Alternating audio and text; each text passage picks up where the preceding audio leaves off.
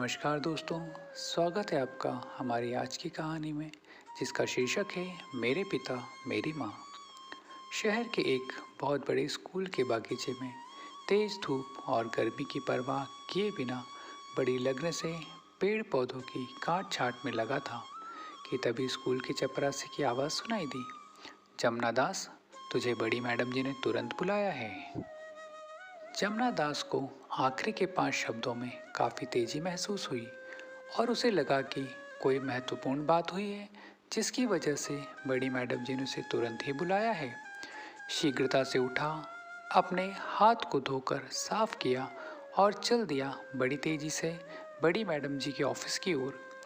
उसे बड़ी मैडम के ऑफिस की दूरी मीलों की लग रही थी, जो खत्म होने का नाम नहीं ले रही थी।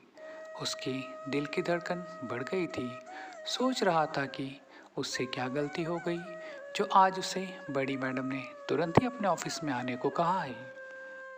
वह एक ईमानदार कर्मचारी था और अपने कार्य को पूरी निष्ठा से करता था। पता नहीं क्या गलती हो गई। वह इसी चिंता के साथ प्रिंसिपल के ऑफिस में पहुंचा। मैडम, क्या मैं अंदर आ जाऊं? आपने मुझे बुलाया था। हाँ, आओ। और यह देखो, बड़ी मैडम की आवाज़ में कड़की थी और उनकी उंगली एक पेपर की ओर इशारा कर रही थी। पढ़ो इसे, प्रिंसिपल ने आदेश दिया। मैडम, मैं तो इंग्लिश नहीं पढ़ना जानता। जमुना दास ने घबराकर उत्तर दिया। मैं आपसे क्षमा चाहता हूँ मैडम, यदि कोई गलती हो गई हो तो। मैं आपका और स्कूल का पहले से ही बहुत ऋणी हूँ, क्योंकि आपने मेरी बिटिया को इस स्कूल में निःशुल्क पढ़ने की इजाज़त दी। मुझे कृपा कर एक और मौका दें। मेरी कोई गलती हो तो सुधारने का मैं आपका सदैव एहसानमंद रहूँगा। जमुना दास बिना रुके घबराकर बोलता जा रहा था।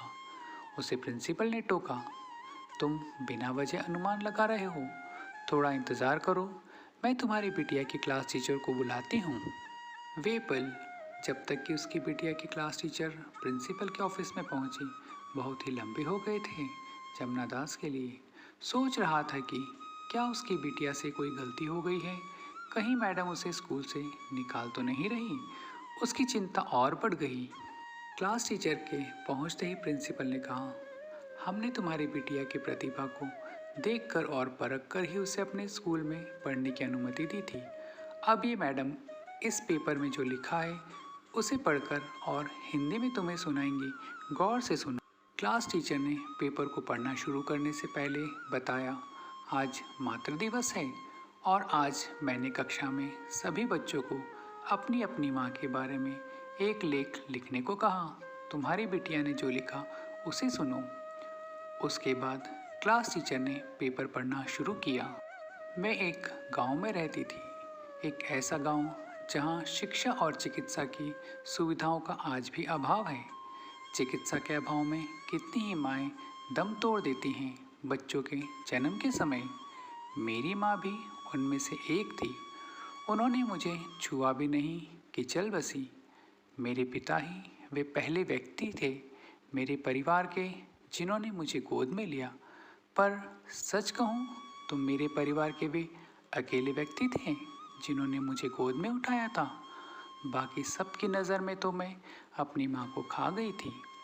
मेरे पिताजी ने मुझे माँ का प्यार दिया। मेरे दादा दादी चाहते थे कि मेरे पिताजी दूसरा विवाह करके एक पोते को इस दुनिया में लाएं ताकि उनका वंश आगे चल सके, परंतु मेरे पिताजी ने उनकी एक न सुनी और दूसरा विवाह करने से मना कर दिया। इस वजह से मेरे दादी दादाजी ने उनको अपने घर से अलग कर दिया और पिताजी सब कुछ ज़मीन, खेती बाड़ी, घर सुविधा आदि छोड़कर मुझे साथ लेकर शहर चले आए और इसी स्कूल में माली का कार्य करने लगे। मुझे बहुत ही लाड़ प्यार से बड़ा करने लगे। मेरी ज़रूरतों का माँ की तरह हर पल ध्यान रखने लगे। आज मुझे समझ आता है कि वे क्यों हर उस चीज़ को जो मुझे पसंद थी ये कहकर खाने से मना कर देते थे कि वह उन्हें पसंद नहीं है, क्योंकि वह आखिरी टुकड़ा होती थी। आज मुझे बड़ा होने पर उनके इस त्याग के महत्व का पता चला। मेरे पिता ने अपनी क्षमताओं से मेरी हर प्रकार की सुख सुविधाओं का ध्यान रखा और मेरे स्कूल ने उनको यह सबसे बड़ा पुरस्कार दिया जो मुझे यहाँ निःशुल्क पढ़ने की अनुमति मिली। उस दिन मेरे पिता की खुशी का कोई ठिकाना न था। यदि माँ प्यार और देखभाल करने का नाम है तो मेरी माँ मेरे पिताजी हैं। यदि दया भाव माँ को परिभाषित करता है तो मेरे पिताजी उस परिभाषा के हिसाब से पूरी तरह मेरी माँ हैं।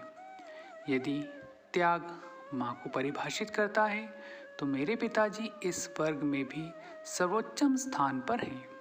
यदि संक्षेप में कहूँ कि प्यार, देखभाल, दया भाव और त्याग माँ की पहचान है तो मेरे पिताजी उस पहचान पर खरे उतरते हैं और मेरे पिताजी विश्व की सबसे अच्छी माँ हैं।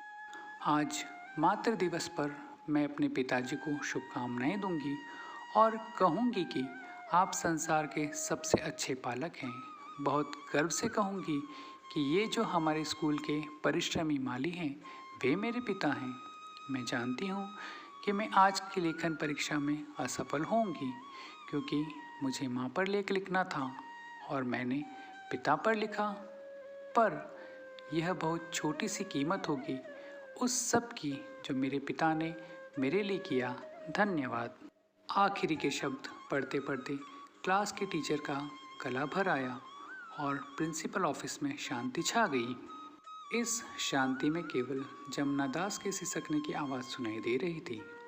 बगीचे में धूप की गर्मी उसकी कमीज को गीला न कर सकी, पर उस पेपर पर बिटिया के लिखे शब्दों ने उस कमीज को पिता के आंसुओं से गीला कर दिया था। वह केवल हाथ जोड़कर खड़ा था। उसने उस पेपर को क्लास टीचर से लिया और अपने सीने से लगाया और रो पड़ा। प्रिंसिपल ने खड़े होकर उसे एक कुर्सी पर बैठाया और एक गिलास पानी दिया तथा कहा, जमुना दास, तुम्हारी बिटिया को इस लेख के लिए पूरे 10 में से 10 नंबर दिए गए हैं।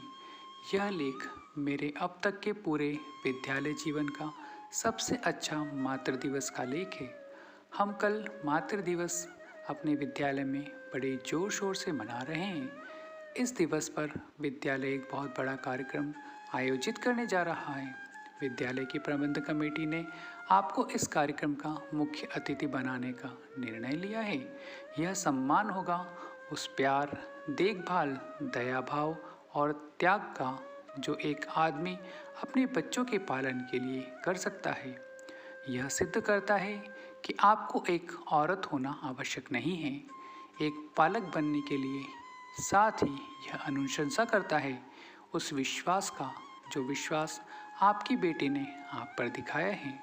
हमें गर्व है कि संसार के सबसे अच्छे पिता हमारे स्कूल में पढ़ने वाली बच्ची के पिता हैं। जैसा कि आपकी बिटिया ने अपने लेख में लिखा, जमुना दास, हमें गर्व है आप एक माली हैं और सच्चे अर्थों में माली की तरह न केवल स्कूल के बगीचे के फूलों की देखभाल की, बल्कि अपने इस घर के फूल को भी सदा खुशबूदार बनाकर रखा, जिसकी खुशबू से हमारा स्कूल महक उठा। तो क्या आप हमारे विद्यालय के इस मातृ दिवस कार्यक्रम के मुख्य अतिथि बनेंगे? रो पड़ा जमुना दास और दौड़कर बिटिया की कक्षा के बाहर से आंसू भरी आंखों से निहारता रहा अपनी प्यारी बिटिया को, संसार की समस्त प्यारी प्यारी बेटियों को समर्पित। तो दोस्तों, देखा आपने, माता पिता एक दूसरे के पूरक होते हैं जो हमें अपने प्रेम और त्याग से एक दूसरे की कमी को कभी महसूस नहीं होने देते हैं। मिलते हैं अगली कहानी में। तब तक अपना और अपनों का ध्यान रखिएगा। जय हिंद, जय भारत।